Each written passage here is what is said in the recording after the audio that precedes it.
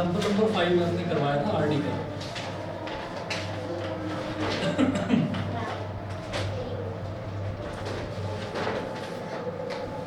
4x plus 6 upon Y. Aditya का है वो बैठा लास्ट में। अच्छा भाई तुम पीछे क्यों बैठते हो, आगे बैठा करो। आगे तो शुरुआत में बैठे हो पीछे। 4x plus 6 upon y is equal to 15। अच्छा अभी बता देना आदित्य टेस्ट कब लेना है तुम्हारा टेस्ट। अच्छा किस किस बच्चे ने टेस्ट नहीं दिया था ये बता दो। 1 2 3। अच्छा आप लोग कब देंगे टेस्ट ये बताओ। ये जो संडे आ रहे हैं संडे को, संडे के बाद, संडे से पहले, फ्राइडे परसों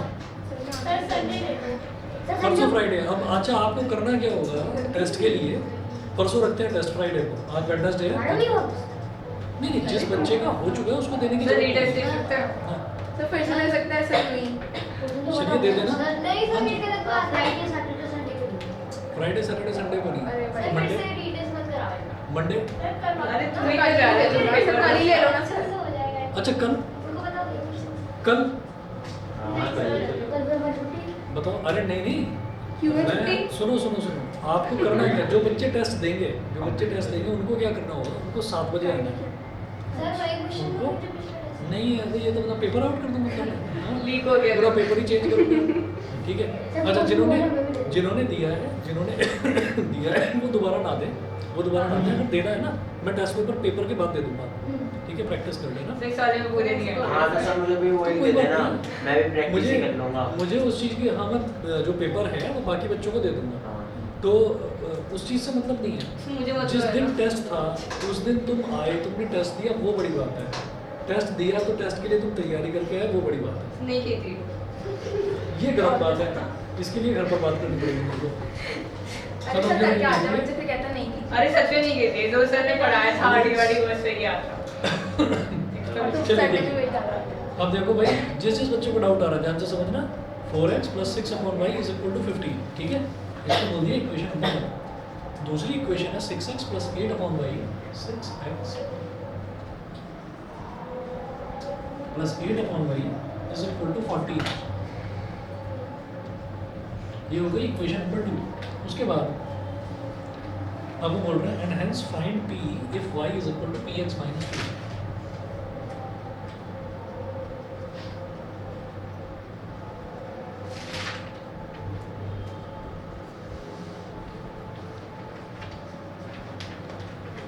if y is equal to px minus 2। ठीक है ये है क्वेश्चन। अब चाहे तो अलग से कर लो, दोबारा से कर लो। ठीक है देखिए इसमें हमको क्या करना होता है कि जैसे कोई भी वेरिएबल है, वेरिएबल यहाँ पर क्या है x और y। अब जो वेरिएबल वाली टर्म है वो डिनोमिनेटर में नहीं आनी चाहिए, y यहाँ डिनोमिनेटर में नहीं होना चाहिए। तो हम क्या करेंगे, जैसे इक्वेशन 1 है तो इक्वेशन 1 को हम किस तरह से लिखेंगे, 4x है ना तो इसको तो ऐसे ही लिख दिया 4x, क्योंकि x न्यूमरेटर में प्रॉपर्ली न्यूमरेटर में। अच्छा 6 अपॉन वाई है तो 6 अपॉन वाई को लिखेंगे 6 इंटू 1 अपॉन वाई। समझ गए 6 into 1 upon y is equal to 15। ये हो गया। Let 1 upon y is equal to v. इसको वी मान लो, ए मान लो, बी मान लो, सी मान लो, आपकी मर्जी है, कुछ भी मान लो। अब जैसे मैंने इसको वी मान लिया तो ये क्या बन गया 4x plus 6v is equal to 15। Equation 1 ये बन गई है। अभी मुझे क्या करना है आप समझ गए होंगे कि v की जो भी वैल्यू आए वो निकाल लो, लास्ट में उसका रेसिप्रोकल कर देना, y आ जाएगा। भाई y का रेसिप्रोकल 1 अपॉन y क्या है, v है ना, तो y क्या हो जाएगा 1 अपॉन v। तो जो भी v की वैल्यू है उसका रेसिप्रोकल कर देना लास्ट में, बस ये करना। जहाँ ना समझ में आए दोबारा पूछा। तो ये तो इक्वेशन बन गई, जरा ठीक सी इक्वेशन बन गई कायदे से। अब इक्वेशन नंबर 2 की बात करते हैं।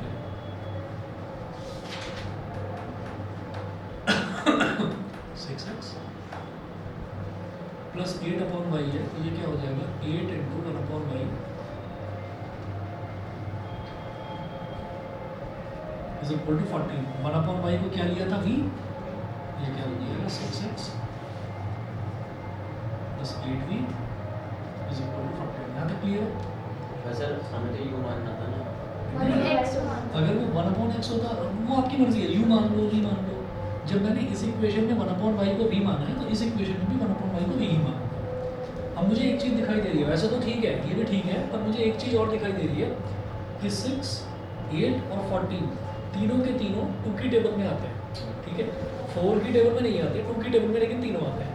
तो मैं 2 कॉमन ले लूँगा, मैंने यहाँ से 2 कॉमन ले लिया, ब्रैकेट में क्या बचा 3x प्लस 4b, है ना, और इधर 14 है, तो 2 1 जा 2 और 2 7 जा 14, समझ गया। तो ये क्या बन गया 3x plus 4b is equal to 7, ये बन गई हमारी इक्वेशन नंबर 2। क्लियर है। अब ये देखिए, ये 6b है और ये 4b है, तो 6 और 4 का एलसीएम क्या होता है 12 आ गया। 4 और 3 का एलसीएम भी 12 है। अब आपकी मर्जी है, आप चाहे b को एलिमिनेट कर दो और चाहे आप x को एलिमिनेट कर दो, जो आपका मन करे वो कर दो। करना क्या होगा दोबारा से लिखेंगे, इक्वेशन नंबर 1 लिख दो, 4x plus 6b is equal to 15, और इधर लिखेंगे 3x plus 4b is equal to 7, ये है ना। तो अब मैं जानता हूँ कि 6 और 4 का एलसीएम 12 होता है, क्योंकि 12 ऐसा है सबसे छोटा नंबर है जो 6 के टेबल में भी आता है, 4 के टेबल में भी आता है। तो आप इसमें 6 में क्या मल्टीप्लाई करें 2, तो पूरी इक्वेशन में 2 मल्टीप्लाई करना होगा, तो यहाँ लिख दो मल्टीप्लाई बाई 2।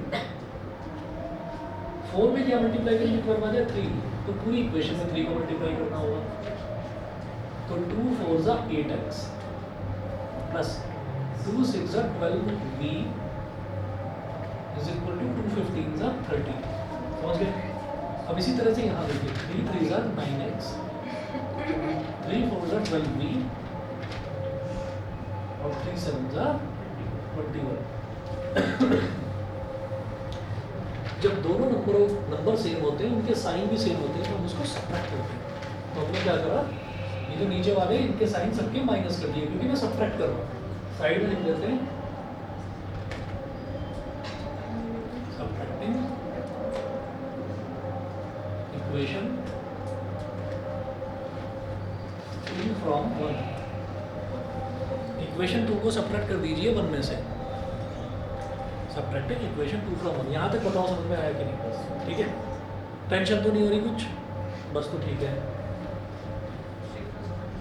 मुझे जनरली जो है हर साल तुम जैसे स्टूडेंट्स की ज़रूरत होती है, सही बता रहा हूँ मैं, क्योंकि तुम अपना फ़ायदा नहीं कराते, सबका फ़ायदा कराते हो। कई बच्चे ऐसे होते हैं जिनको नहीं आता है समझ में, चुप लगा कर बैठे रहेंगे। भाई पूछना बहुत ज़रूरी है। इसने कल बड़ी ईमानदारी से कह दिया, अरे सर मेरे को ये एलिमिनेशन मेथड नहीं आ रहा है समझ में। तो जिसको ना आए भाई प्लीज़ पूछ लिया करो, प्लीज़ पूछ लिया करो। ये नहीं अच्छा मैं घर जाकर देख लूँगा कर लूँगा, वो घर जाकर देख लूँगा और कर लूँगा कुछ नहीं होता। घर जाकर कॉपी बंद होती है, बैग के अंदर बस होता ही नहीं है कुछ भी। तो इसलिए जो भी चीज़ आए प्लीज़ पूछिए, ठीक है। जरा देखिएगा 12b से 12b कैंसिल आउट हो गया, 8x माइनस 9x कितना हो गया माइनस x, 30 माइनस 21 कितना हो गया 9 प्लस तो x की वैल्यू कितनी आ गई -9। अब जरा नोटबुक में उठाकर देखो, यही वैल्यू आ रही थी पहले भी, देख लो जरा। तो वो आपने कुछ गलत कर प्लस लगा दिया, बस इतना डिफरेंस है, तो क्या लगा दिया। तो वहाँ पे सेकंड इक्वेशन में 6x माइनस माइनस 1 का क्या माइनस 8। अच्छा सुनो, तुमने क्या लगाया? सर इसमें तो 3 आ रही है मेरी। अरे छोड़ो, अरे सर वो माइनस है। ठीक है, तो तुमने ना ये गलत कर रखा है, ये 6x माइनस 8/y, हमने प्लस 8/y करा है। और यहाँ पर देखो ये प्लस का फिर माइनस कर, चलिए कोई बात नहीं। हमने क्या करा, ये माइनस है। हाँ अरे एक जरा से में हो जाएगा सॉल्व। इक्वेशन 1 तो वही है ना सेम, इक्वेशन 1 में तो कोई चेंज नहीं है। इक्वेशन 2 में यहाँ माइनस लगाओ, यहाँ माइनस लगाओ, यहाँ माइनस और यहाँ माइनस, 4 जगह माइनस हो गया। ऐसे यहाँ माइनस लगाओ, ऐसे यहाँ माइनस लगाओ, और अब नीचे के सारे माइनस साइन, अब ये ऐड की जगह adding.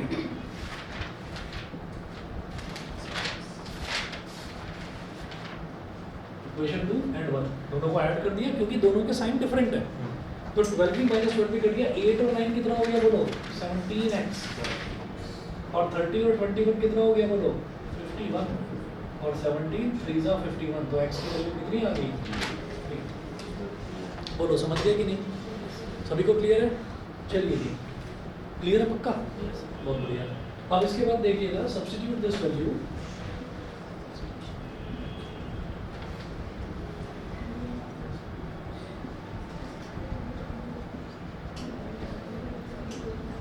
substitute this value in equation 1. 4x plus 6b is equal to 15.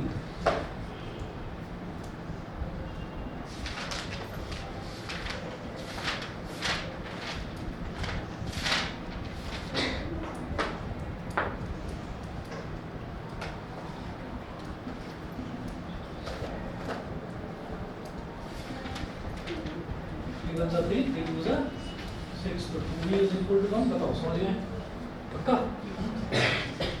तो v की वैल्यू हो गई 1/2, और v की वैल्यू 1/2 है तो y की वैल्यू कितनी? इसका रेसिप्रोकल 2/1 यानी कि ठीक है। सर वैसे एक बार 12 वाला समझा दो कि 12 कैसे आया, मतलब ठीक है। सर वो कितना होता है? एक मिनट, 12 कैसे आया? हम हमेशा ये देखते हैं कि जब हमारे पास जैसे ये इक्वेशन बन गई 4x plus 6b is equal to 15, और दूसरी इक्वेशन बन गई 3x minus 4b is equal to 7, तो हम ये देखते हैं कि या तो v का कोफिशिएंट जैसे 6 है और ये 4 है, तो या तो इनके कोफिशिएंट को हमें सेम बनाना है। अरे जैसे इक्वेशन बैलेंसिंग में करते हैं, सेम बनाने के लिए मल्टीप्लाई करते हैं, तो जैसे ये 6 है और 4 है, तो 6 और 4 का एलसीएम देखो क्या होगा। 6 के टेबल में और 4 के टेबल में कोई एक कॉमन चीज़ है जो आती हो, तो ढूंढना शुरू करो। 6 2 12 4 के टेबल में आता है, हाँ आता है भाई, तो बस ठीक है। तो 6 के टेबल में भी 12 आता है, 4 के टेबल में भी 12 आता है, तो 12 बनाने के लिए क्या करूँगा? 6 को 2 से मल्टीप्लाई, यानी कि पूरी इक्वेशन 1 को 2 से मल्टीप्लाई। 12 बनाने के लिए 4 को क्या करेंगे? 3 से मल्टीप्लाई, यानी कि पूरी इक्वेशन 2 को 3 से मल्टीप्लाई। ठीक है। अब जब पूरे को मल्टीप्लाई करा तो 2 4 जा 8x, 2 6 जा 12v, 2 15 जा 30, 3 3 जा 9x, 3 4 जा 12v, 3 7 जा 20। हमें एलसीएम लेना है। एलसीएम लेना है। अच्छा, अगर कोफिशिएंट अलग हो, कोफिशिएंट अलग हो तभी तो एलसीएम लेना है। देखो है ना, 6 है और 4 है, मतलब सॉरी कांस्टेंट अगर मतलब अगर मान लो एलसीएम ना आ रहा हो, तो ये पूछना चाह रहे हो। हाँ, अगर एलसीएम ना आ रहा हो तो मल्टीप्लाई कर दो, 6 को 4 से मल्टीप्लाई कर दो, 4 को 6 से मल्टीप्लाई कर दो, उल्टा कर देंगे। बस वही होता क्या है। आप ये देखो ना कि जब भी किसी नंबर का एलसीएम नहीं निकल पाता कि भाई इन दोनों का एलसीएम नहीं निकल, तो दोनों को मल्टीप्लाई करते हैं। तो 6 और 4 को मल्टीप्लाई कर दो तो भी वही बात आएगी। थोड़े वैल्यूज थोड़ी बड़ी आ जाएंगी लेकिन रिजल्ट सेम आएगा। एक्स और वाई की वैल्यू गलत नहीं आएगी, सेम आएगी।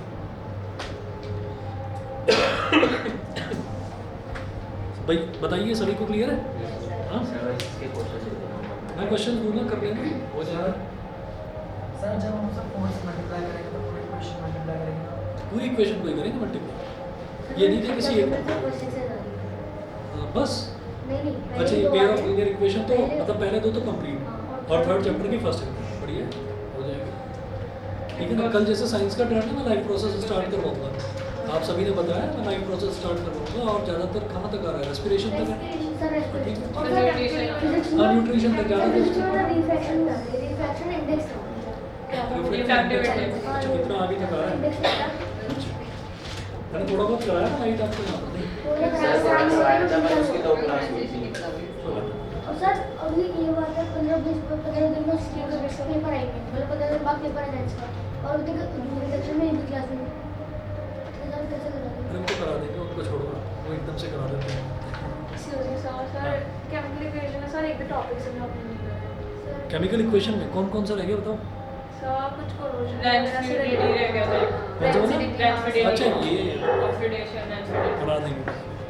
सर हाँ जी, इरोजन। हाँ कौन कौन से? 7 8 12 और 13।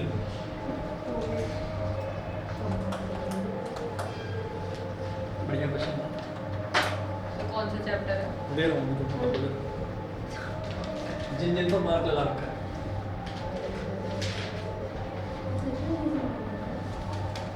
सर इसके आगे तो आपने सब करा नहीं। Find p if y px minus वो तुम करो,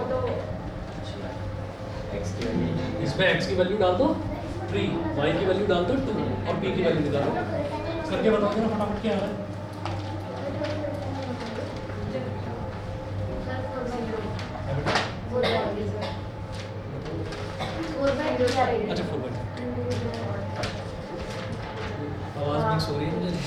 क्या कर सकते हैं।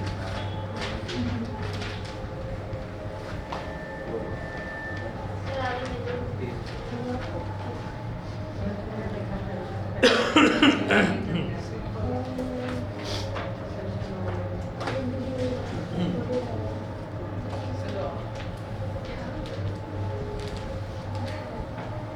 जैसे आप लोग अभी अप्रैल का महीना चल रहा है, आप लोगों के एग्ज़ाम नेक्स्ट ईयर होंगे, फरवरी में स्टार्ट हो जाएंगे। फरवरी में स्टार्ट हो जाएंगे। पता नहीं मैंने आपको ये बात पहले बताई थी या नहीं, नवंबर में आते आते सारा सिलेबस लगभग कंप्लीट हो जाता है ना। Yes, sir, बताया था। क्या बताया था? यही हाँ, कि कंप्लीट हो जाता है सिलेबस। तो 2017 में नवंबर में मेरे पास एक कॉल आया, ठीक है। मुझे ये नहीं बताया। अब मैं बता रहा हूँ, मेरे पास एक कॉल आया, मैंने फ़ोन उठाया तो एक लड़की बोली कि आप 11th क्लास को पढ़ाते हो? मैंने कहा हाँ। तो मुझे मैथ्स करना है। मैंने कहा ठीक है, कौन सा चैप्टर चल रहा है? मैंने बता दिया ये चल रहा है। तो 16 चैप्टर्स हैं, 10 कंप्लीट हो गए थे, ठीक है। क्योंकि 11th क्लास की जो पढ़ाई है वो थोड़ा लेट शुरू होती है, क्योंकि बोर्ड का रिजल्ट आता है ना 10th का, उसके बाद शुरू होती है। तो 11th का सिलेबस लगभग दिसंबर तक होता है। हमारे स्कूल पहले 17 से बोल रहे हैं। हाँ, चलो आज ही बोल इस बार जल्दी हो रहा है। पर इस बार तो 30 को आ वो कोई बात नहीं, इस बार जल्दी तो कर रहे पहले भी हैं। जल्दी खोल रहे थे। हाँ, लेकिन जनरली जो है ना ट्यूशन क्लासेस जो है वो थोड़ा सा लेट शुरू होती हैं, लेकिन इस बार मैंने भी स्टार्ट कर दिया, अप्रैल से कर दिया। तो ये मैं 2017 की बात बता रहा हूँ, नवंबर की। हमारे पूछा बेटा कितना कर रखा है? तो उसने बोला कि सर मैंने अभी कुछ भी नहीं करा। उसका ये फ़ोन आया, कहते मैंने कुछ भी नहीं करा। करा दोगे? मैंने कहा करा तो दूँगा। कहते कैसे कराओगे? मैंने कहा वो मेरा काम है। तो कहते अच्छा तो कब से आ जाऊँ? मैंने कहा कल से आ जाओ। कहती आज से क्यों नहीं? मैंने कहा आज तो मेरी क्लासेस है। तो कह रहे कल नहीं होंगी क्लासेस, फ़ोन पे हो रही है अभी, कल नहीं होंगी। मैंने कहा कुछ ज़्यादा ही हो रहा है। मैंने कहा पता नहीं ये जो है मतलब मजाक कर रही है क्या है। तो मैंने कहा कल होंगी क्लासेस, मैं क्लासेस के अलावा वाले टाइम पर, किस टाइम होती है क्लास? मैंने कहा शाम को होती है। फिर बुलाओगे कब? मैंने कहा सुबह 5 बजे। मैंने बोल दिया। कहती अच्छा ठीक है, तो कल सुबह 5 बजे आती हूँ। कह के फ़ोन कर दिया। मैं भूल भी गया इस बात को। मैंने कहा कि कहाँ कोई वैसी प्रैंक चल रहा होगा, है ना। बताई थी ये बात आपको? नहीं। सुबह आ गया 4:45 बजे, अगले दिन फ़ोन 4:45 बजे, सर वो एड्रेस क्या है आपका? मैंने कहा यार या तो इसको पता नहीं पढ़ने, मतलब फिर मेरे को लगा, मैंने कहा शायद ये सीरियस है, पढ़ना ही है। कूद के उठा एकदम से, फटाफट ब्रश करा, मुँह धोया एकदम से, कपड़े अपने पहने ढंग से, और देखा तो बेल बज गई एकदम। वो अपने पापा के साथ यहाँ खड़ी थी। मैंने कहा यार ये तो गड़बड़ हो गया, इसको सच में पढ़ना है। मुझे आ रही है नींद, भयंकर नींद में, ठीक है। 8:30 बजे हमारे कॉलेज में पंचिंग करना होता था, क्योंकि उस टाइम मैं रेगुलरली पढ़ाता था, पूरा दिन रुकता था वहाँ पर कॉलेज में। तो हो गया, मैंने कहा अच्छा ठीक है और पढ़ाना शुरू करा। तो जैसे कभी कभी आप लोग भी डाउट्स पूछते हैं ना, तो मैंने कराया उसको, एक एक्सरसाइज करवाई, एक एक्सरसाइज कराकर मैंने उसको 5 या 6 क्वेश्चन होमवर्क पर दे दिए। 15-16 क्वेश्चन थे होमवर्क में, मतलब एक्सरसाइज में 15-16 क्वेश्चन थे। अगले दिन आई सुबह, मैडम पूरी एक्सरसाइज कर ली, है ना। मैंने दिए थे 4 या 5 क्वेश्चन। कह रही सर वो इंटरेस्ट डेवलप हो गया था, तो मेरे को लगा कि चलो थोड़ा सा आगे भी पढ़ लेती हूँ। मैं पढ़ा, ठीक है, मैं दिखा पाया ये मेरे डाउट्स हैं। हाँ है। मैंने कहा, कौन से डाउट्स हैं? तो बताया कि ये क्वेश्चन नंबर 3 या क्वेश्चन नंबर 4 ऐसे ही कुछ बोल रही है। मैं पहला ओपन पेपर दे दूँ। कहती क्यों? मैंने कहा सॉल्व करके बताऊँगा ना। वो कहती नहीं सॉल्व नहीं करना, जहाँ मैं अटकी हूँ बस वहाँ बता दो क्या गड़बड़ करनी। पूरा वो अपनी नोटबुक बनाई उसने होमवर्क वाली, वो दिखाई करी मैं यहाँ अटकी, बस यही वाला बता दो। मैंने वो कर दिया। फिर मैं उसे अच्छा ये था, मैंने कहा हाँ। फिर मैं आगे करने लगा, करे नहीं रुक जाओ ना, मैं आगे मैं करूँगी, छोड़ दो ठीक है। वो इतनी स्पेसिफिक थी, मतलब अब अगले दिन, मतलब जैसे उस दिन था, उस दिन अगली एक्सरसाइज कराई, वो भी पूरी, अगली कराई वो भी पूरी। तो मैंने कहा भाई ये टाइम कैसे मिल रहा है? और कॉमर्स वाली साइड से थी, अकाउंट्स, इकोनॉमिक्स, ये सब कुछ करती थी। हाँ, तो मैंने कहा टाइम कैसे मिल रहा है? कह रही कि जब मैं पढ़ने बैठती हूँ फिर मैं उठती नहीं हूँ जब तक काम ना हो जाए पूरा। तो मैंने कहा अच्छा, मैं नींद नहीं आती, कहती नींद नहीं, गुस्सा चढ़ता है मेरे को जब चीज़ समझ में नहीं आती ना। तो कह रही कि फिर मैं यूट्यूब सब खोल लेती हूँ, जहाँ से जो मिले हेल्प। कहती रात में मैं अपने भाई को भी फ़ोन लगा देती हूँ, वो सीए है। अच्छा, बड़ी मतलब जुनून जैसे कहते हैं ना, जुनून था पढ़ने का। और आप ये देख लीजिए कि 2 महीने सिर्फ नवंबर दिसंबर में बाकी सारे बच्चों से आगे निकल गई और पूरा सिलेबस कर डाला। और जनवरी में कहने लगी टेस्ट कब लोगे मेरे? टेस्ट बताओ। मैंने कहा भी ये सिलेबस ये वाला चैप्टर तो होता रहेगा ना बच्चों का पूरा, मेरा टेस्ट बताओ ना कब होगा।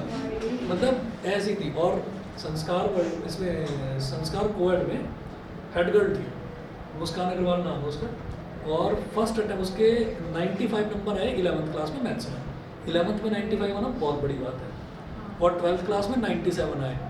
तो जब 97 आए, अच्छा आप लोगों को मैं वीडियो भेजता हूँ, यूट्यूब का एक हमारा लिंक खुल जाता है, तो उस पर पहले एक थंबनेल बना हुआ आता होगा, उस पर हमारे बच्चों की सबकी फ़ोटो रिजल्ट वगैरह लिखे हुए, तो उसमें कोने में एक लड़की ने बड़े स्टाइल में ऐसा साइड पोज मार के फ़ोटो खिंचा रखी, वही है। तो हाँ देख लो, मुझे कोने में बड़ी सी है ना, उसको मुस्कान अग्रवाल नीचे लिखा हुआ भी है 97, मार्क्स भी लिखे हैं। तो ग्रीन व्यू हाइट्स में रहती थी। फर्स्ट अटेम्प्ट में सीए का अपना उसने प्रीलिम्स निकाला, इंटरमीडिएट निकाला, अभी सीए की पढ़ाई कर रही है। तो भाई ऐसे होते हैं बच्चे, आप लोगों को मोटिवेट करने के लिए स्टोरी सुनाई है। सर ऐसे कैसे बन सकता है? हाँ, ऐसे कैसे बन सकता है? जब आपको मज़ा आना शुरू हो जाएगा किसी भी चीज़ में, फॉर मज़ा कैसे एग्जाम्पल मज़ा कैसे आएगा, उस चीज़ के अंदर डूबना पड़ेगा। सर हमने ढूंढ ली। साइड में होगी, साइड में। सर ये वाली हाँ हाँ हाँ, ये कोने वाली। और इधर जो लड़का है वो अनिकेत चावला है, ये इसने भी, इसके 99 नंबर आए, 95 है इसमें ओवरऑल 97%। ये नंबर थे, और ये फोटो भी देखनी है। वैसे बड़ी स्ट्रॉन्ग थी, रिजल्ट वाले दिन रोई थी ये क्यों? सर जैसे कि 3 नंबर कम अरे आए। नहीं नहीं, ये नहीं बेटा, थंबनेल सर थंबनेल। ये ना यूट्यूब, हाँ ये अबे वीडियो को भी आ जाता है भाई। हाँ WhatsApp से बोला। हाँ, व्हाट्सएप पर में तो फोटो आपने डाल रखी है बिजनेस में। तो ये, और इसका छोटा भाई हर्षित है, तो वो इसमें नहीं है। इसका छोटा भाई उससे 2 या 3 साल छोटा है, वो भी मतलब या तो इसके जितना समझ लो या इससे भी थोड़ा सा आगे ही है वो भी, अभी उसने 12th करी है कंप्लीट। तो मतलब मैं उसके बारे में ऐसा हो ही नहीं सकता हूँ, जब भी हर साल मेरे को याद जरूर आती है, मतलब ऐसे ही सुना। अरे आया अभी तो। ये कोई- अरे अरे इसमें ये कोने में नहीं है, बड़ी सी फोटो दिखाई दे रही है। इसने ये अच्छा ये अरे नहीं भाई, इधर कोने में, इधर कोने में थंबनेल। अरे व्हाट्सएप पे नीचे देख लो। लेमन तेरे बस बैठ व्हाट्सएप पर देखना ना, व्हाट्सएप में कैटलॉग में है। हां सर ये कौन से साल की है? ये 2017। अच्छा ये वाली तो पिछले साल की 2022 का जब रिजल्ट आया। तो आप लोग भी ऐसे बने और फ्रैंकली पूछा करो चीज़ को। भाई ये इसने स्पेशली कहा था फिर कि मेरी ना ये वाली फोटो डालना, ये अच्छी है मेरी फोटो, इसमें मैं अच्छी दिख रही हूँ, तो ऐसे करके बोला कि यही वाली डालना। फिर मैं वो भी बनवाया ना जब इसका वो पैम्पलेट, अरे एक बार दिखाना जरा कैसे, थोड़ी सी ब्राइट करवाओ उसको, ब्राइट करवाया, फ़ोन पर करके बोला उसको, वो जो एडिट कर रहा था लड़का, अरे हाँ ठीक है, अरे सर अब छपा। जनरली कंसेंट भी लेना पड़ता है ना बच्चों का कि सर मेरी कौन सी फ़ोटो लगवा दी आपने, ये क्या करवा दिया। तो मतलब बढ़िया था, बहुत ही बढ़िया लड़की थी, और इतनी स्ट्रॉन्ग थी, और इतनी सी थी, इतनी सी हाइट, इतनी सी होगी, बस इतनी सी होगी, मतलब लगता नहीं था 11th में 12th में, और बड़े बड़े लड़कों को धमका देती थी बहुत बुरी तरह से, हेडगर्ल थी बहुत बुरी तरीके से, मतलब सर, कैसे? पानी पानी कर देती थी उसको ऐसा। कैसे? मतलब अगर कोई चीज़ बुरी लगती है तो झाड़ देती थी बहुत बुरी तरह से, बस पूछो मत। गुस्सा बड़ा वैसा था, मेरे को शांत कराना पड़ जाता था भाई, आराम से आराम से आराम से। और गुस्सा किस बात पर आता था? गुस्सा इस बात पर आता था कि पढ़ाई के टाइम Question पर solve दिमाग- नहीं, पढ़ाई के टाइम पर वो बात कर रहा है, बाजू में बैठा हूँ, मान लो ये पढ़ रही है, बाजू में बात कर रहा हूँ, डांट दिया बुरी तरह से, पढ़ना अपन नहीं तो निकल यहाँ से, बस सीधा ये इतना। मेरे को हंसी भी आती थी कई बार, तो कई बार हाँ कई बार तो हाँ आपको एक मैसेज आया होगा, देखना प्लीज। मैसेज तो नहीं है। हाँ अंदर का भेजा है। अच्छा नहीं। हाँ भेजा है ना, 1 आइटम। वन आइटम पता नहीं। सर देखना बोल गए अरे यही है, देखो ये लिखा हुआ है, हमने अटेम्प्ट भी ये लिखा हुआ 1 आइटम। आप देख के हट रहे हो। क्या है ये, कौन सा आइटम? वाह, क्या भेजा है? फोटो का स्क्रीनशॉट लेकर ही भेज दिया हमारे रिजल्ट नहीं, की। सर, सुनो, आपके जो हाँ मैं समझ गया वो कैटलॉग में जो पिक्चर्स क्या कर ले उसको भेज के? पता नहीं। अरे मैं उन्हें कुछ नहीं टाइम पास करा। और भी यार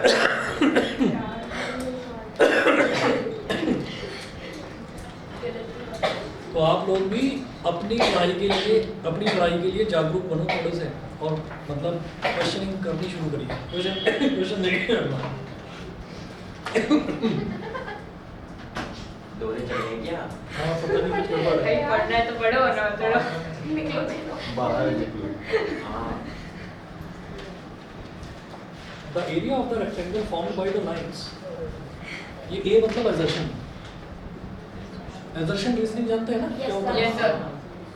सर assertion देते उसका रीजन देके बताना। देखिए assertion क्या है, area of the rectangle formed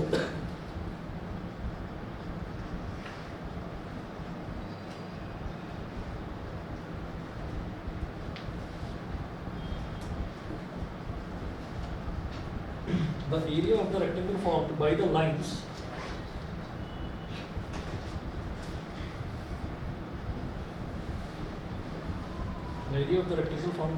representing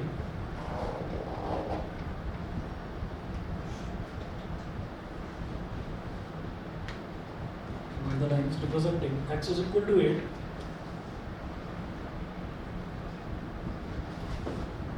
comma y is equal to 6 with the coordinate axes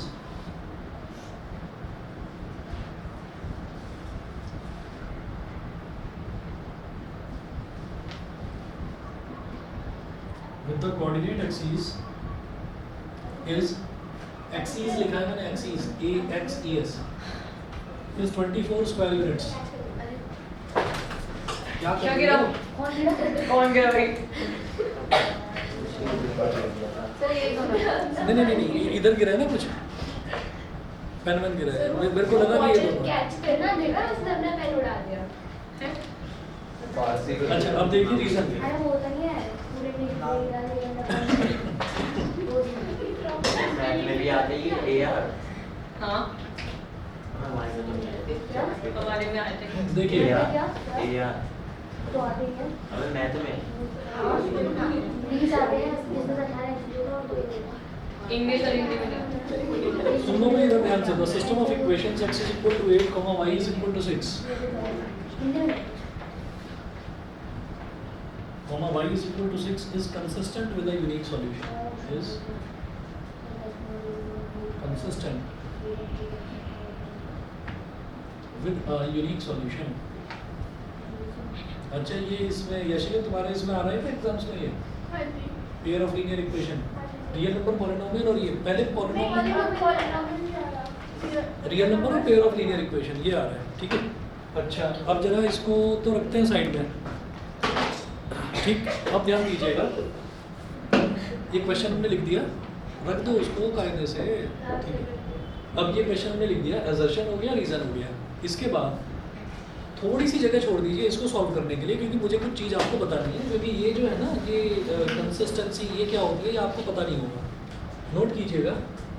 conditions इसी के बाद इसके बाद मैं क्या करूँ, 4-5 लाइनें छोड़ दो, 10 लाइनें छोड़ दो, ठीक है। और उसके बाद मैं आपको बताता हूँ कुछ, उसके बाद आपको नोट करना है 10 लाइन छोड़ने के बाद, अभी दे दें पहले समझिएगा। कंडीशंस फॉर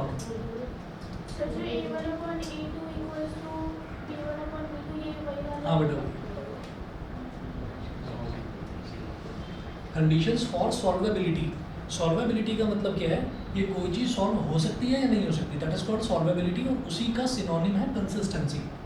ब्रैकेट में लिख रहा हूँ मैं, कंसिस्टेंसी।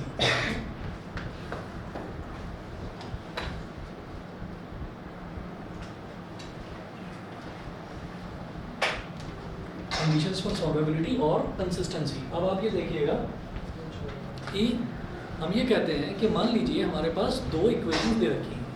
आप ये देखिए कि आपने ना 9th क्लास में एक चैप्टर पढ़ा था लीनियर इक्वेशंस इन 2 वेरिएबल्स, वो चैप्टर था लीनियर इक्वेशंस इन 2 वेरिएबल्स। अब जो चैप्टर है इसका नाम है pair of linear equations in 2 variables. तो वहाँ पर आपको सिर्फ एक इक्वेशन मिलती थी 2 वेरिएबल वाली, एक्स और वाई वाली। यहाँ पर आपको दो इक्वेशन मिल रही है, हर क्वेश्चन में 2 इक्वेशन मिल रही है। तो आप यहाँ पर लिखिएगा, if there is a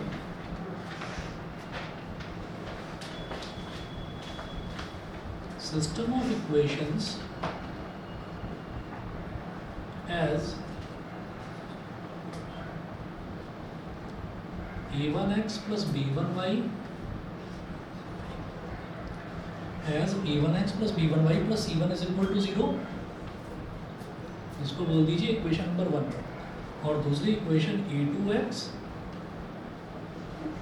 plus b2y plus c2 is equal to 0, इसको बोल दीजिए इक्वेशन नंबर 2, ठीक है, इक्वेशन 1 और इक्वेशन नंबर 2। तो आप ये देखिएगा कि जब हमारे पास ये दो इक्वेशन आ गई तो इसकी तीन कंडीशंस होती हैं अलग अलग। देखना वो तीन कंडीशंस क्या क्या हैं।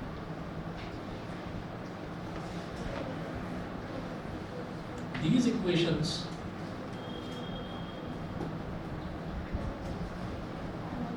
are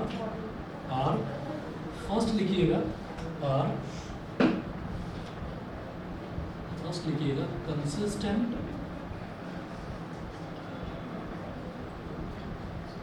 with a unique solution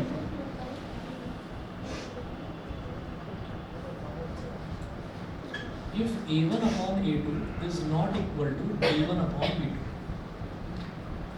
ठीक है, बताऊंगा अभी क्या चीज़ है, फिलहाल सिर्फ आप नोट करिए। दैट इज सर ये प्लस का not equal, that is the lines intersect at one point, ठीक। सेकंड लिखिएगा, कंसिस्टेंट का मतलब होता है सॉल्वेबल। सॉल्वेबल का मतलब है कि सॉल्व किया जा सकता है, इसको दो इक्वेशंस को सॉल्व किया जा सकता है। उसके बाद सेकंड देखिएगा, सेकंड में लिखिएगा कंसिस्टेंट विद एक में डिवाइडेबल हो गया और एक में ये दोनों इक्वल हो गया। अरे शांति with infinitely many solutions if a1 upon a2 is equal to b1 upon b2 is equal to c1 upon c2, that is the lines are coincident, bracket में लिख देना बेटा ओवरलैपिंग,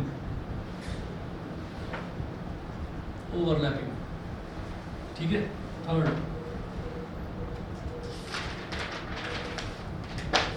इनकंसिस्टेंट, तो ये सब कराओगे चैप्टर 3 में? यार ये हाँ हाँ और क्या, मुझे लगा कुछ एक्स्ट्रा है। ना एक्स्ट्रा नहीं है, सिलेबस में है।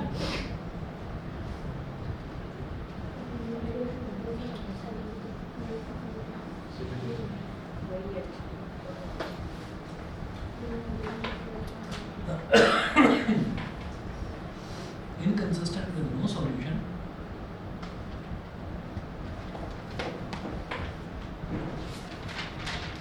यहाँ पर लिखना not equal to a1 upon a2 is equal to b1 upon b2 is not equal to c1 upon c2।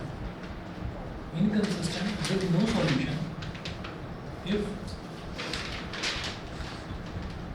Sir second वाले में वो ओवरलैप नहीं करेगा, वो तो पैरेलल होगा।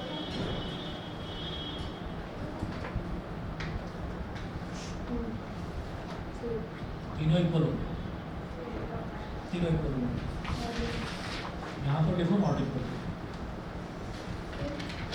Inconsistent with no solution if a1 upon a2 is equal to b1 upon b2 is not equal to c1 upon c2, that is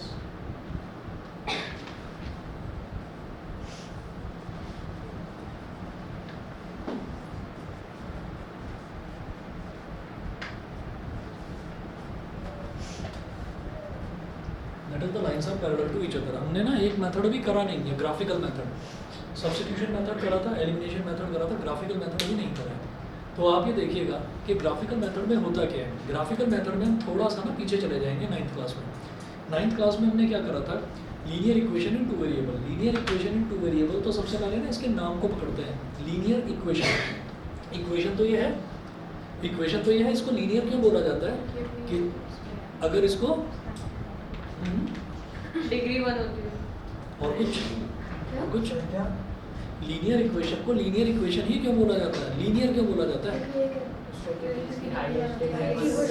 degree 1 चलो ठीक है, कायदे की बात बताता हूँ, सुनो। डिग्री तो 1 है, वो तो मान लिया है, डिग्री 1 वाले को लीनियर बोलते हैं।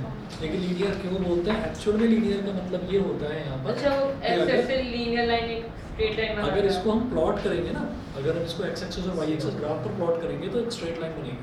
आप याद करिए, आपने 9th क्लास में ग्राफ बनाए थे, लीनियर इक्वेशन में ग्राफ बनाए थे, और ग्राफ में कहीं कोई टेढ़ा मेढ़ा या कर्व, कोई ट्रायंगल कुछ बन रहा था? नहीं ना, स्ट्रेट लाइन बन रही थी।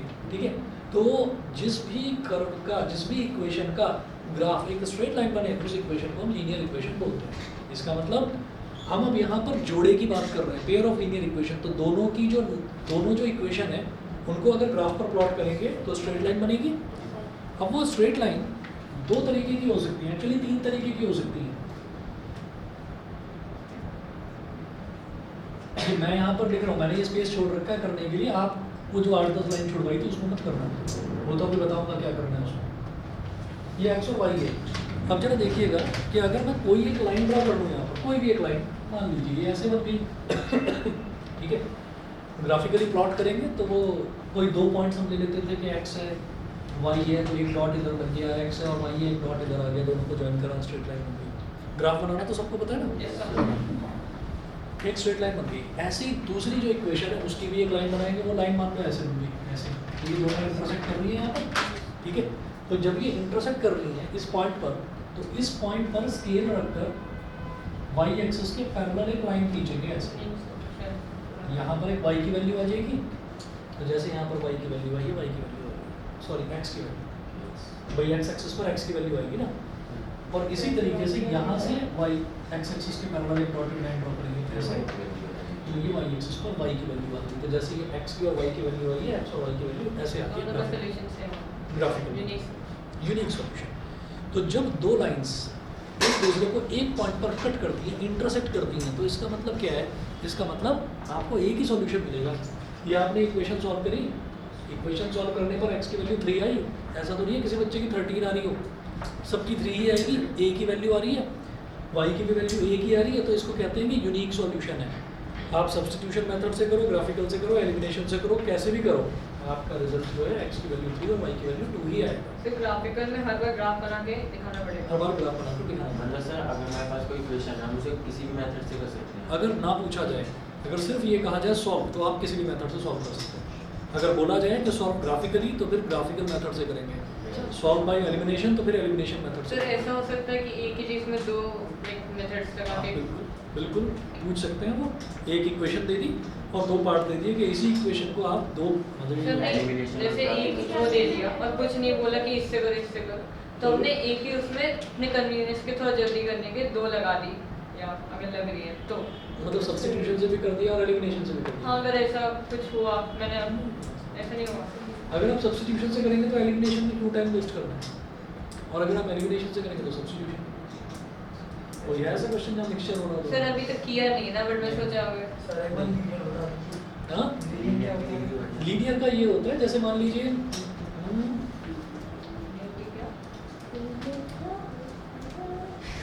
क्या हुआ? ये क्या होता है, ऐसे इसने बोला। गीत गा पीठ के बाद। चलिए जी, अब देखिएगा, मैं ना इसमें ये कहना चाहता हूँ, जैसे मान लीजिए हमारे पास कोई एक इक्वेशन है 2x + 3y = 6, मान लीजिए।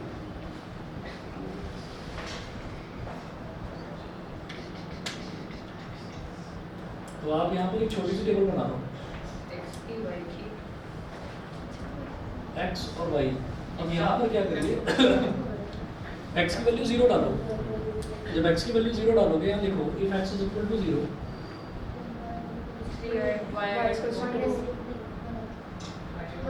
× 0, तो 3y = 6, 3 1 जा 3 2, तो y की वैल्यू क्या आ गई 2। x की वैल्यू 0 है तो y की वैल्यू आ गई 2। अब क्या करो, y की वैल्यू 0 डाल दो,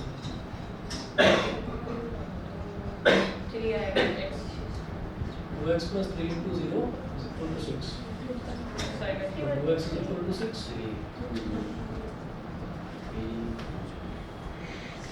y की वैल्यू 0 है तो x की वैल्यू 3 आ गई। ठीक है, तो ये हमारे पास 2 वैल्यू आ गई, समझ गए? किसकी? इस इक्वेशन की। अब क्या करिए, इसको प्लॉट करो, x y सर नेगेटिव वाला 0 1 2 3 4 y एक्सिस पे 1 2 3 4 ऐसे ही मैं छोटा सा ग्राफ बना रहा हूँ। तो जब x की वैल्यू 0 है तो y की वैल्यू 2, x की वैल्यू 0 और y की वैल्यू 0, x और y दोनों की वैल्यू 0 कहाँ पर होती है? यहाँ ओरिजिन पर। जब x की वैल्यू 0 है तो y की वैल्यू 2, तो यहाँ पर एक क्रॉस लगा लो ऐसे, डॉट लगा दो। या डॉट लगा लो, चलो डॉट लगा लो। जब x की वैल्यू 3 है, जब x की वैल्यू 3 है तो y की वैल्यू 0, y की वैल्यू कुछ है नहीं, मतलब 0 है, तो y की वैल्यू 0 कहाँ होगी? x एक्सिस पर ही। x की वैल्यू जब 3 है तो y की वैल्यू 0। अब स्केल रखकर ये दोनों डॉट्स को ज्वाइन कर लो, तो क्या बन गया? लाइन एक लाइन बन गई। दैट्स व्हाई ऐसी इक्वेशंस को क्या बोलते हैं? Linear equation. तो अब हमारे पास क्या है? Pair of linear equation. तो अब एक ही ग्राफ में दो लाइंस बनेगी, है ना? अब वो दो लाइंस अगर इंटरसेक्ट कर जाएंगी तो हम बोलेंगे कि लाइंस इंटरसेक्ट कर रही है, there will be a unique solution. ठीक है, तो उसको क्या बार बार ग्राफ बनाकर चेक करना पड़ेगा? नहीं, ये जुगाड़ है उसका, ये कंडीशन है। ठीक है, जुगाड़ मतलब कंडीशन, बताऊंगा अभी। अगला देखिए, फिर है consistent with infinitely many solutions. Infinitely many solution मतलब अगर मान लीजिए दो लाइंस हैं और वो दो लाइंस ऐसी बन जाए, एक लाइन ये है, दूसरी लाइन भी यही है, इसके ऊपर ओवरलैप हो रखी है एग्जैक्टली। ठीक है, तो आप ये देखिए, आपको तो देखने में ऐसा लग रहा है जैसे एक लाइन है, लेकिन एक्चुअली दो लाइंस ओवरलैप कर रही हैं। ठीक, जब दो लाइंस ओवरलैप कर रही हैं तो ओवरलैपिंग का मतलब क्या हो गया कि वो एक दूसरे को कितने पॉइंट्स पर टच कर रही हैं? इनफाइनाइट। यहाँ पर भी, यहाँ पर भी, यहाँ पर भी, यहाँ पर भी, यहाँ पर भी लाइन्स एक दूसरे पर जब ओवरलैप कर रही हैं, ओवरलैपिंग लाइंस को कोइंसिडेंट लाइंस भी बोलते हैं। तो जब दो लाइंस पूरी तरह से ओवरलैप कर रही हैं तो न जाने कितने सारे पॉइंट्स पर वो टच कर रही हैं। ये दो लाइंस जो थी ये एक पॉइंट पर टच कर रही थी, तो इनका एक सॉल्यूशन था। एक सॉल्यूशन को क्या बोलते हैं? Unique solution. ये दो लाइंस एक दूसरे को इनफाइनाइट पॉइंट्स पर टच कर रही हैं, तो इनके कितने सॉल्यूशन होंगे? Infinitely many solutions. नहीं समझे? ये तो ग्राफ बनाकर देखेंगे कि भाई कितने सॉल्यूशन है, ओवरलैप कर रही है या नहीं। ठीक है, क्या बार बार ग्राफ बनाकर देखेंगे? नहीं, ये शॉर्टकट तरीका है इसका। हमें क्या करना है, दो इक्वेशंस को इस फॉर्म में लिख लिया। अगर a1/a2 और b1/b2 इन दोनों का रेशियो अगर आपस में इक्वल नहीं है तो आप सीधे बोल दोगे कि यहाँ पर यूनिक सॉल्यूशन है। और जो सिस्टम ऑफ इक्वेशन है वो क्या है? सॉल्वेबल है, यानी कि कंसिस्टेंट है। ठीक है, कंसिस्टेंट मतलब इन इक्वेशंस को सॉल्व किया जा सकता है। ठीक है, अच्छा, consistent with infinitely many solution. अगर क्या होगा, अगर a1/a2, b1/b2, c1/c2 तीनों ही इक्वल हो गए, अगर तीनों इक्वल हो गए, तीनों का रेशियो इक्वल हो गया, a1/a2 कैसे? x का कोफिशिएंट, जैसे मान लीजिए इस वाली इक्वेशन में x का कोफिशिएंट 2 है। अब मान लो दूसरी कोई इक्वेशन हमारे पास वो है 4x + 6y = 12। मान लीजिए ये है, तो इसको स्टैंडर्ड फॉर्म में लिखूंगा ऐसे 2x + 3y - 6 होगा, लेकिन मैं क्या लिखूंगा? +-6, क्योंकि स्टैंडर्ड फॉर्म कहती है ax + by + c होना चाहिए। मैं 6 को इधर लाऊंगा, -6 बन जाएगा, तो इसलिए उसको +-6 लिख दिया। ठीक है, 4x + 6y, 12 को इधर लाएंगे, -12 बन गया, क्या लिखेंगे? +-12 = 0। तो भाई a1 b1 c1, a2 b2 c2, a1/a2 2/4 क्या बन गया? 1/2, 3/6 क्या बन गया? 1/2, -6/12 अगेन 1/2। तीनों इक्वल हो गए। तीनों जब तीनों इक्वल हो गए, बस यही तो शॉर्टकट है।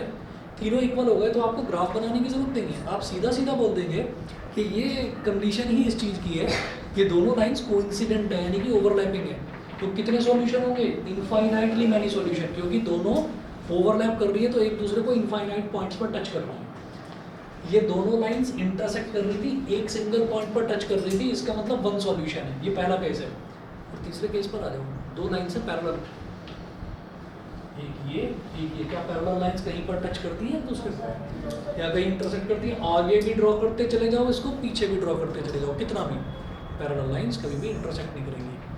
सर मैंने मतलब एक रील में देखा था, मतलब पैरेलल लाइंस ऑफ मिलती नहीं है नहीं, हाँ, पर not equivalent not equivalent lemma, उसमें ना पैरेलल लाइंस होते हैं कोई तो लेवा है पैरेलल लाइंस नॉन इक्विवेलेंट क्या है? पैरेलल लाइंस, वो सही कह रहे हैं, पैरेलल लाइंस इन्फिनिटी पर जाकर बनती है। By the method of non equivalent lemma. Sir ऐसे अब तो बोल ये ही सकते मेथड का हैं। नाम मेरे को नहीं पता, है ना, वो जिस टीचर ने बताया होगा हो सकता है वो बताया होगा। सर अगर ऐसे तो मतलब इनफिनाइट तो बोल सकते कि इनफिनाइट तो किसी को पता ही Assumed नहीं है, लार्ज नंबर है। ये assumed चीज़ है कि कोई भी चीज़ जो है वो इन्फिनिटी पर जाकर बनती है। जैसे हमने लाइट वाले चैप्टर में आपकी क्लास में नहीं करा, दूसरी क्लास में करा था। आदित्य ने तो पढ़ा हाँ, तो उसमें हम कहते थे ना कि जो भी लाइट रेज जो है वो रिफ्लेक्ट होकर जा रही है पैरेलल, तो ये कहते हैं कि they are assumed to meet at infinity, ये बोलते हैं। खैर ये बताइए कि ये पैरेलल लाइंस इंटरसेक्ट तो नहीं करेंगी? जब इंटरसेक्ट करेंगी ही नहीं तो there will be no solution. Intersect करना जरूरी है, there will be no solution. और सिस्टम ऑफ इक्वेशन क्या हो गया यहाँ पर? इनकंसिस्टेंट। सिस्टम ऑफ इक्वेशन पता है क्या? ये दो इक्वेशंस का ग्रुप, बंडल, इसको सिस्टम ऑफ इक्वेशन बोलते हैं।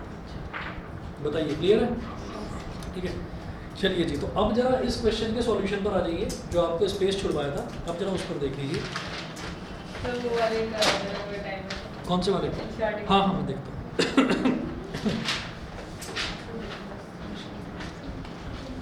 ये पढ़ो जरा। क्या? कैसा कुछ भी नहीं है?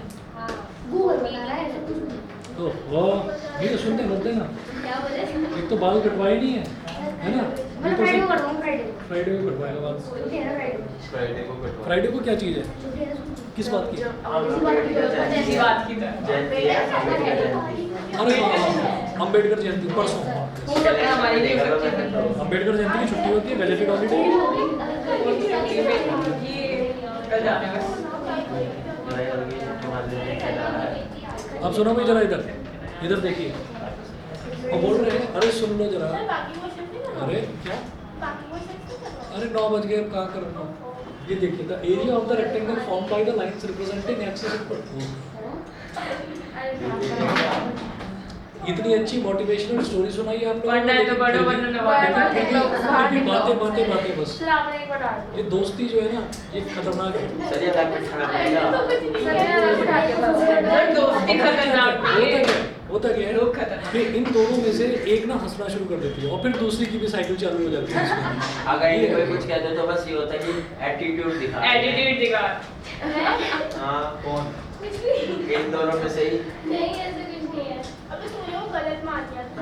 अच्छा अच्छा, इधर कौन? जस्टिफिकेशन।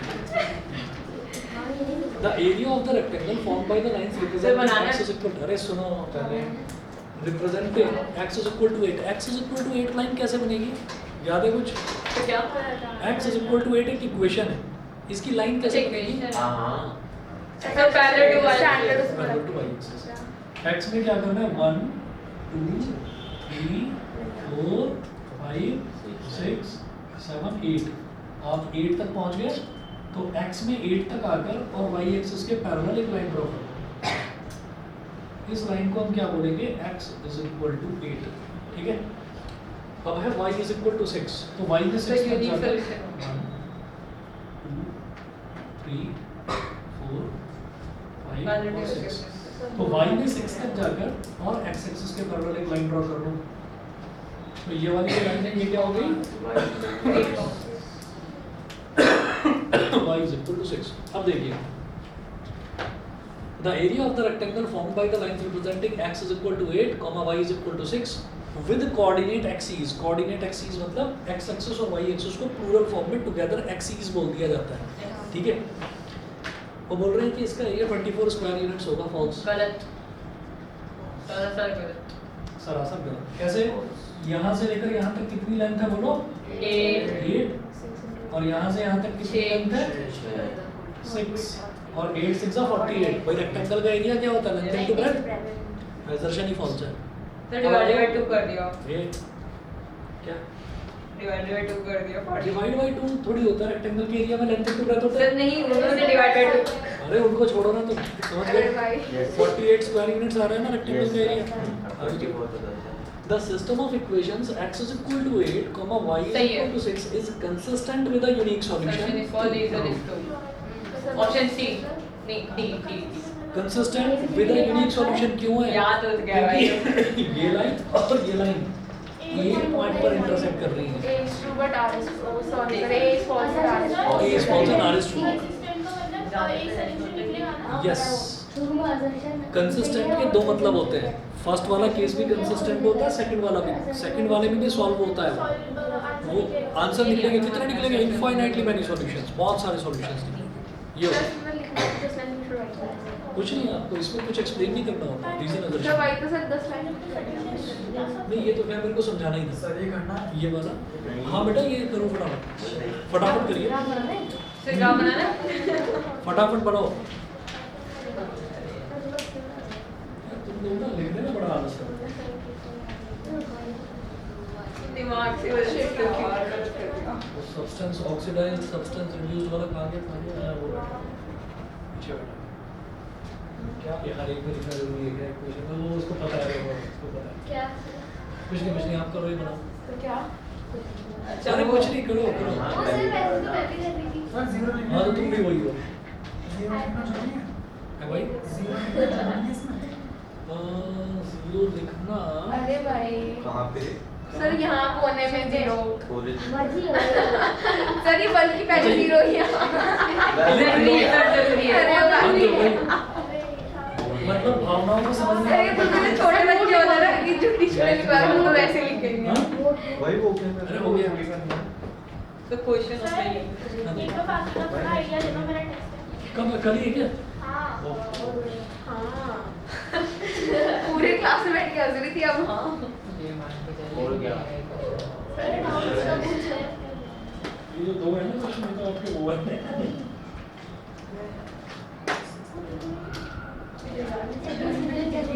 ये अचानक बता देते हैं एक दिन बाद ही टेस्ट है।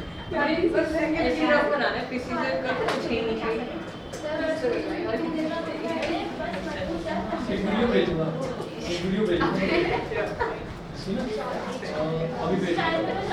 मतलब हमारी बैच ए में जो मैंने करवाया ना, बैच ए में ये वाले क्वेश्चन करवाए थे शुरुआत में के वाले। यार तो नहीं है। तो मैं भेजूंगा, आज ही करवाया। वो आपसे एक क्लास आगे चल रहे हैं। सर पीछे बाद में बात। मैथ्स में वो आपसे एक क्लास आगे चल रहे हैं, साइंस में आप उनसे 2 क्लास आगे चल रहे हैं, ये थोड़ा बहुत आगे पीछे चल रहा है। तो मैथ्स में कब आ गए होंगे? बहुत जल्द। अरे हम आगे नहीं थे। वैसे तो चलते 3:30। उनके यहाँ पर दूसरा चैप्टर करवाया था ना, लाइट वाला, आपके यहाँ पर इलेक्ट्रिसिटी वाला। सर हमने ऐसे किया। सर हमने बहुत ही कुछ कर दिया कुछ सब भूल गए पहले मैंने एक देखा फायदा ही हुआ अरे तो एक बात तो बताओ,